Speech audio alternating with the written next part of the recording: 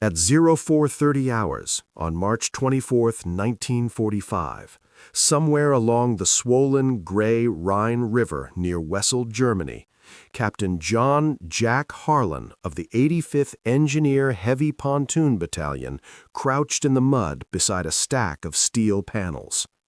The pre-dawn darkness was pierced by the low rumble of artillery from both sides. Rain lashed the river surface into froth. The air carried the sharp bite of cordite, wet earth, and diesel exhaust from idling trucks. Across the wide, fast-flowing Rhine, Europe's last major natural barrier, the Germans waited in bunkers and pillboxes, confident their demolitions and Luftwaffe remnants would deny the Allies any crossing. Harlan could not see the far bank clearly, but he knew they were there. It did not matter. The bridge would rise before they could stop it. He had studied the enemy for months. Every American engineer officer knew what the Germans believed about Allied bridging: slow, vulnerable, dependent on captured spans or ponderous pontoons that Luftwaffe bombers could shatter in minutes. German intelligence assessments were blunt. The Allies lacked the speed and ingenuity to span a river like the Rhine under fire without massive preparation. The Wehrmacht had blown every permanent bridge for hundreds of miles. Their pilots, though dwindling, still flew night raids, and their artillery zeroed on likely crossing points. Why rush? Any attempt would be bombed to scrap before tanks could roll across. Harlan himself had heard the captured German radio chatter. The Ammies will build their toy bridges, and we will send them to the bottom. His men needed no reassurance. They were combat engineers, veterans of Normandy hedgerows, the Hurtgen forest mud, and countless river crossings. They had trained with the Bailey Bridge, a British invention adopted by the U.S. Army, modular steel panels, pins, and transoms that snapped together like a giant erector set. No cranes needed for the basics, just muscle, trucks, and relentless pace. They had never failed to deliver when the infantry needed a way forward. The captain was so confident in American engineering that he ignored the Luftwaffe threat. His orders from higher were clear: build fast, under fire if necessary. Why wait for perfect conditions?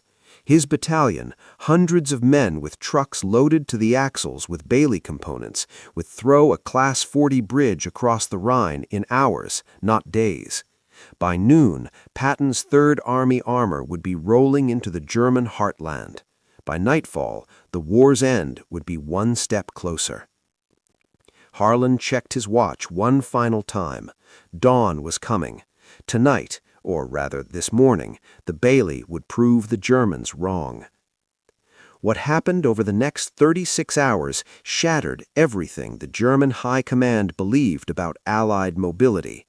By the time the sun set on March 25, 1945, multiple Bailey bridges stood firm across the Rhine. Tanks, trucks, and infantry poured over in endless columns.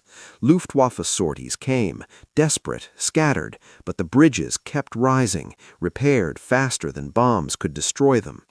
The myth of the Rhine as an impregnable fortress, carefully cultivated through years of defensive planning, lay broken in the swift currents below. The story of how American engineers outbuilt German bombs begins not on the Rhine, but in a quiet British workshop 5 years earlier.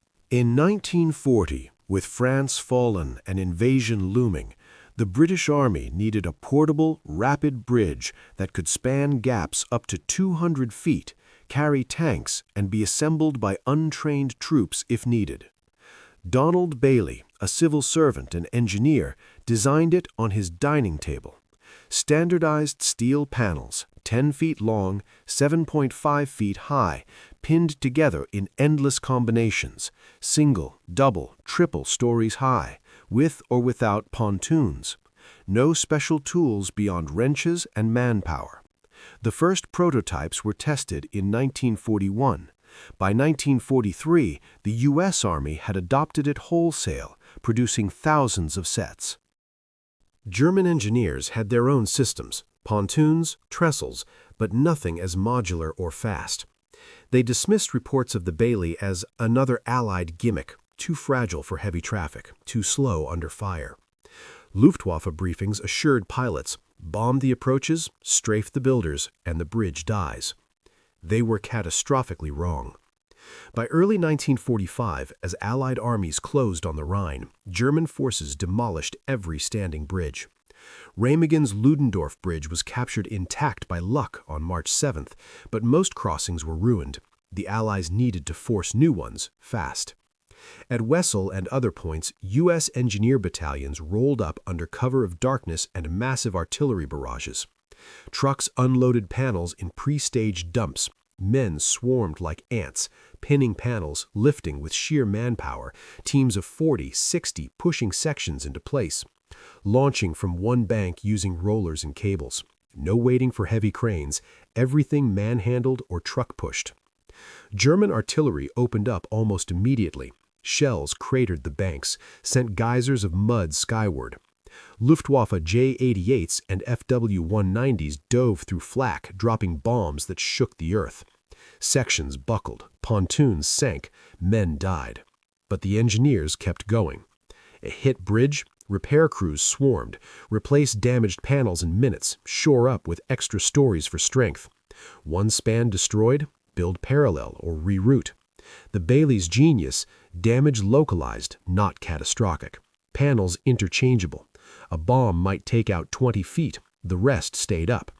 Crews worked waist-deep in icy water under small arms fire from the far bank, patching holes faster than the Germans could reload.